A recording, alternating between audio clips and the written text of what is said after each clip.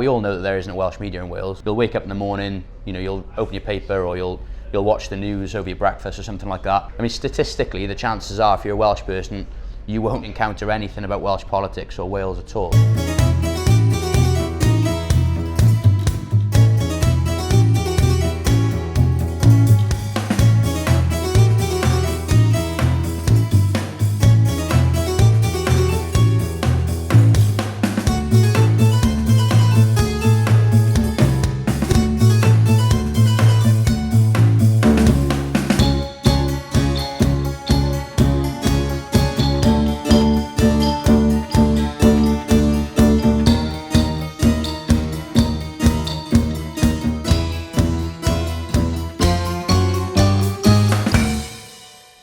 Good evening, Noswaith Dda. Thank you for coming to this evening. This is Yes Caerdydd's first unofficial Fringe meeting. We're forming something now.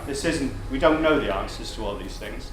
This is something I think we can start forming, and I think there's a risk sometimes we do exactly what's happening over there, which is they've had the same conversation for the last 20 years, and they're still there having the same conversation. So if we're going to have a conversation, let's have it differently, and let's have it in a way that creates some action. So,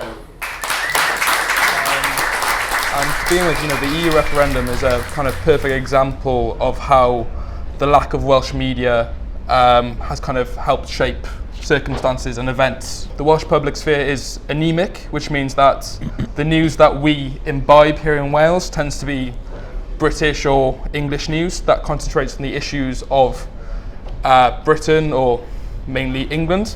Immigration, for example. In the regions that voted Remain, there's only 3.7 immigrants for every 1,000 residents. In the regions that voted Leave, there's only 1.3 immigrants to every 1,000 residents. So immigration isn't an issue, and if people were perhaps kind of shown in the Welsh context, maybe things would have been different. The central point is that Wales relies on British news for its information, and that leads to larger, more deep-seated issues around identity, culture, and knowledge. These anecdotes pop up a lot in British popular culture. Prime example is the treachery of the Blue Books, which was a parliamentary report in 1847, which basically said that the education system in Wales was terrible, which it probably was, but they said that the reason it was terrible was because the Welsh were ignorant, lazy and immoral. It was because of the actual character flaws of the Welsh that education was so poor. Because I don't think you can kind of discuss where you're going without knowing where you've come from. So I'm hoping that Dan is going to enlighten us on how we can move forward and move away from this situation, hopefully. All right. Yeah. You're welcome.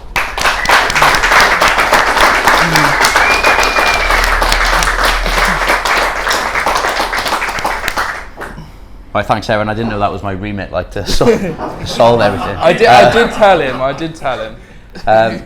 All right, so my name's Dan. I run a podcast called Desolation Radio. I don't know if you've heard it, but we're just trying to, solve the problems of the fact that we haven't got a Welsh media to speak of. I was in Dublin on the weekend, actually, watching the Wales game, but we did a walk-in tour. And one of the things that struck me, they talked about the early Irish Republican Brotherhood focused so much on their own printing presses and printing their own media and their own sort of pamphlets, because they knew that without sort of having their own propaganda, without countering sort of the narratives that Sam's talking about, these imperial narratives that the British kept talking about, the Irish are stupid, they're backwards people, things like that. They knew that their movement, as it were, wouldn't be able to progress. And without seeing that, actually there's a room full of people in Cardiff that think the way I do, because oftentimes it can feel, I think, quite a lonely place in Wales to want an independent Wales, to want an independent media, or even to have someone talk about these things, because I talk to my friends about it and they'll just be like, oh, shut up, just talking about politics, things like that. So these meetings, the media is important, but these things are equally important as well, because they keep us sort of ticking over, and they give you the confidence to do other things, don't they?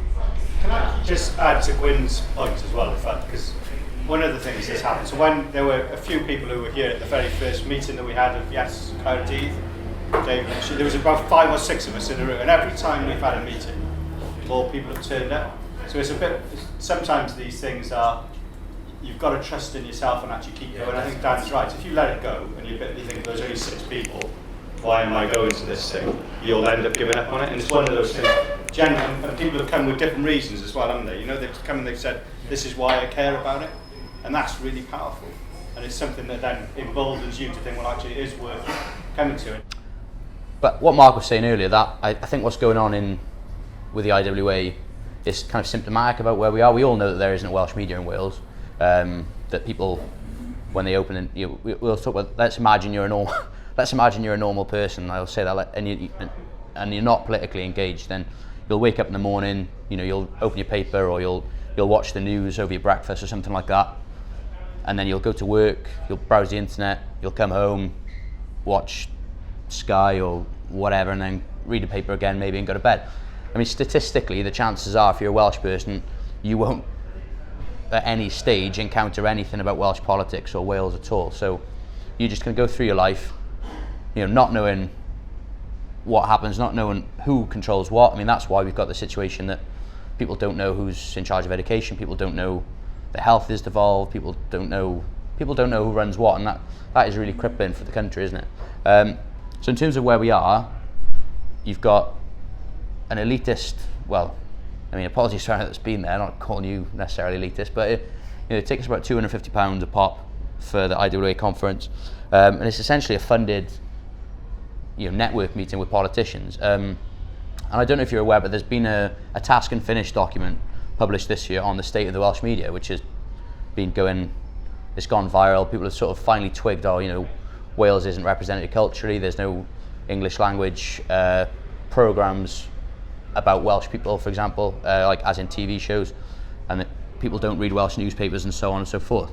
But as Mark said, all that's going to happen in that meeting is that they're going to get experts in, because they always do get experts in, and then afterwards they'll say, oh my God, there's a democratic deficit in Wales and no one knows who does what, and then they'll just lobby the BBC for more money, it's this weird, it's like Groundhog Day. I mean, if you read the task and finish document from 2012, it comes up with all these recommendations, and the first one is we want to establish a committee to look at this, and that just seems to be all we do in Wales is establish committees, and in 2017 they've got a committee established. That's only 5 years later they've got a committee established to look at it. But the thing is, we know what the problem is, but we're still, ultimately all that will happen, if you're a betting person, which, well, I am, I know you are, all that's going to happen really is that we're going to lobby the BBC for more money. And that, for me, is sort of the kernel of the problem, really, is that we've got a culture in Wales that we're so used to having things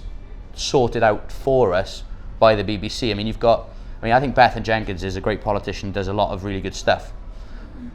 But she was genuinely shocked when, after asking the BBC for £30 million for more English language programming in Wales, Wales only got 8 million or 8.5 million, which in itself, the context is there were cuts of 9 million a few years ago, so it's only taken us up to the levels I think that we had in 2010 anyway, so it's not really an advance, it's just taken us back to where we were.